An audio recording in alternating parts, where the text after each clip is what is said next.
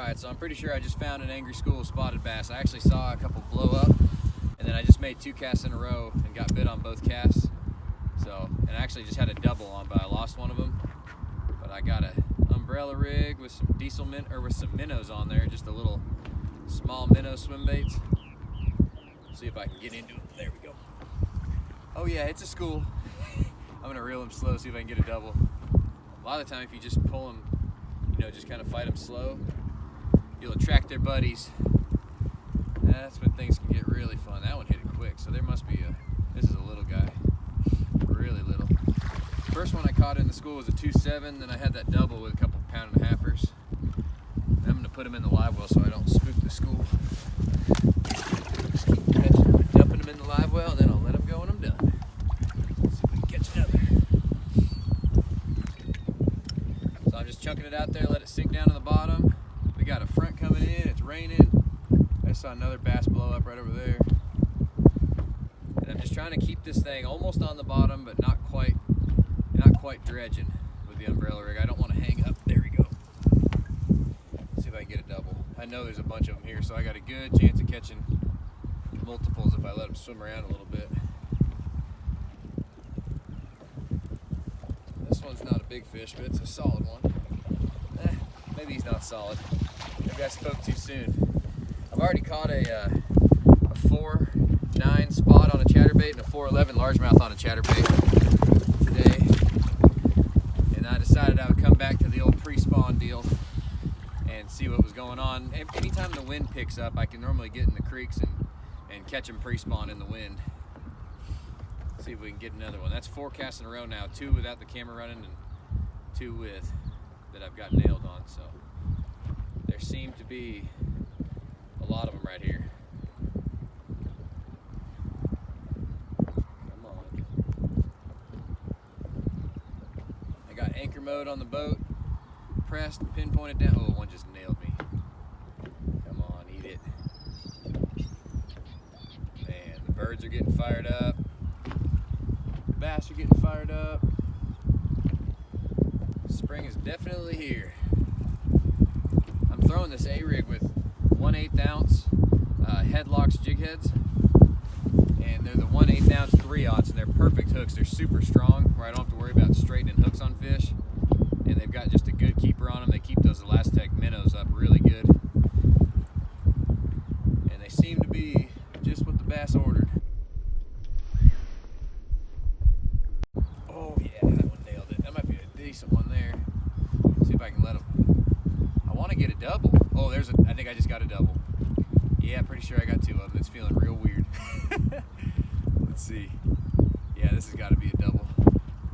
Come on, or a triple, or a quad. Maybe I'll pull a Zeke on them and catch 4 at once. Oh man, come on. This is the hard part. A lot of the time they come off. I'm just gonna swing them. I'm not gonna turn the camera. I'm just gonna go right for the old swing. I think they feel pretty big. Probably should hit the net. Oh, come on.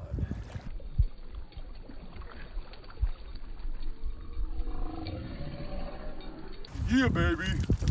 That's what happens when you find a big school of them. That is so cool. Look at that. All right, get these guys unhooked. I'm gonna put them in the live well and catch some more. That is so cool.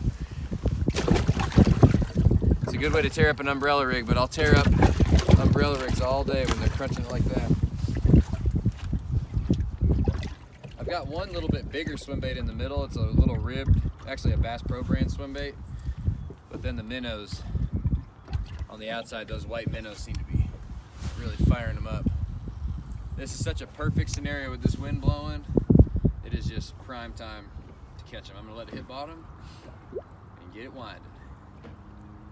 I'm actually throwing this on kind of a slow gear ratio reel, and I've got this 710 medium heavy TFO pacemaker, and this is the rod that I throw my big crankbaits on, like my Cloud 9 C15. Oh gosh. Oh, I found them. It's so much fun. But this is the rod I throw my Cloud 9 C15 on, and a C20 and a C25 when I'm deep cranking. And it's a perfect A-rig rod. It's got a good long handle on it, so I can really catapult the bait. and it's got enough backbone that it's not too much for this bait. You can see when I cast it, it really loads up good. All right, let's catch another one. There's got to be a 4-pounder in this school too. I just feel like there's probably somewhere in there, there's got to be a big, giant, angry spotted bass. All right, hit bottom, get it winding.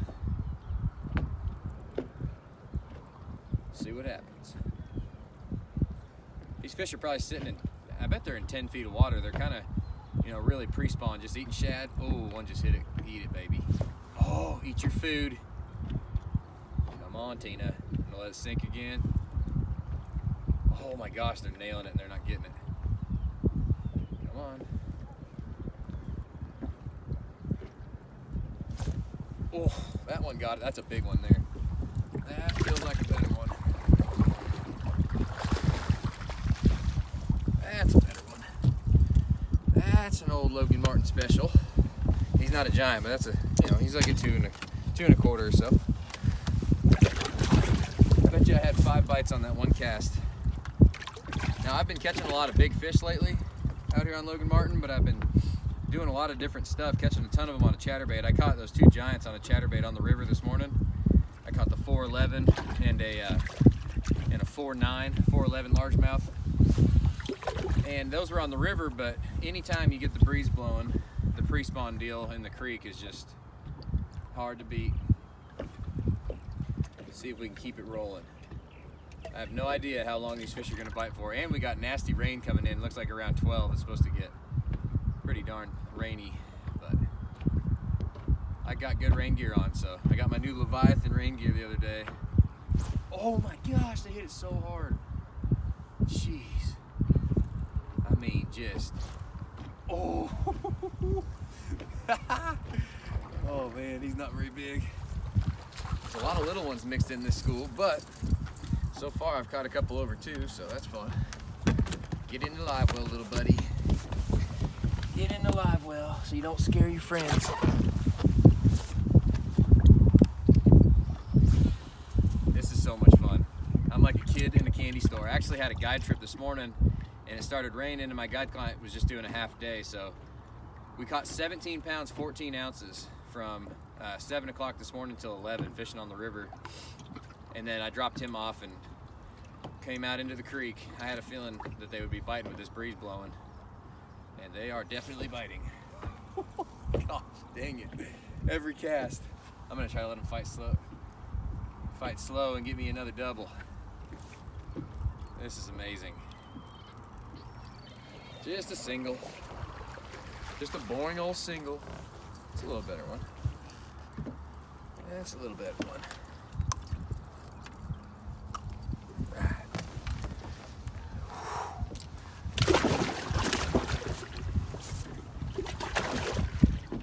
So much fun.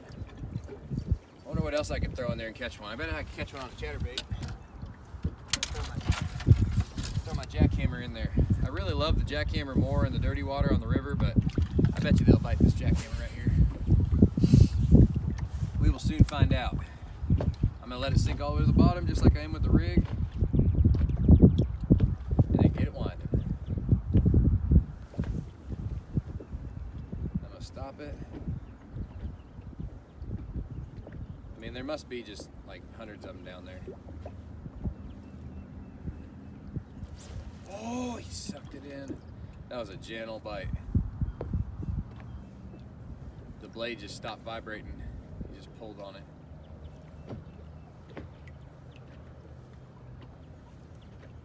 These fish are sitting a little bit deep for a jerkbait. I might be able to catch some on a provoke. But I'm just throwing one more chatterbait cast and I'm getting back with the old girl that got me to the dance, that brought me to the dance, the A-rig. Let's see here. There was another boat fishing right around here, but they didn't quite get on the group of them. They were out on another little tip. But these fish are piled up right here. I've got them definitely found. There we go, on the jackhammer. That feels like a good one there. Oh yeah, that's mean. That's a mean one. Something about a jackhammer. It just seems to catch some quality fish. He's not that big, but slurped on the jackhammer. Look at that. And that fish is not coming off. I feel so good every time I get one on the jackhammer because I know that they're probably going to be pegged really, really good. Oh no, I got stuck. That is the cardinal rule. You don't get stuck in the big school. No. Oh man. Shoot, I don't know what to do. I guess I gotta stop the video and go retrieve this. Well, I got my bait back. It's starting to rain again, so I'm gonna put my iPhone away. But that was a blast. I probably caught 10 fish right there. You saw it in a row, just nailing them every cast. And the key was just finding where these fish are pre-spawned, staged up, the wind's blowing in on the flat, and this is where they're gonna spawn, you know, in the next couple weeks. So the fish are just kind of roaming around suspended, but all it takes is that little bit of breeze and they just flush right up against the structure, right on the drop. And that's when they're really catchable, is when they're not roaming, when they're really, you know, positioned right on that shelf. And those minnows right there were the deal with the HeadlockZ Jig Head. These are all 1/8 ounce heads, so it's pretty easy to not get stuck with this bait, and I can fish it slow down near the bottom. And then that 710 Pacemaker TFO, that thing's just got the perfect backbone and the perfect tip to throw this lighter weight Alabama rig, and that was an absolute blast. I got 25-pound test Vicious Pro Elite Fluoro. Time to let these guys go. That was an absolute blast. Catching all those fish. Hopefully they don't tattle on me. It's a nice school of spots, and I caught all those in the last 10 minutes, literally just bang, bang, bang. Catching a bunch, pretty healthy bass. No big ones, but just a bunch of nice solid chunks and some little ones mixed in. I'm sure there's a big one down there. I just didn't run into her. Hope you guys enjoyed that as much as I did.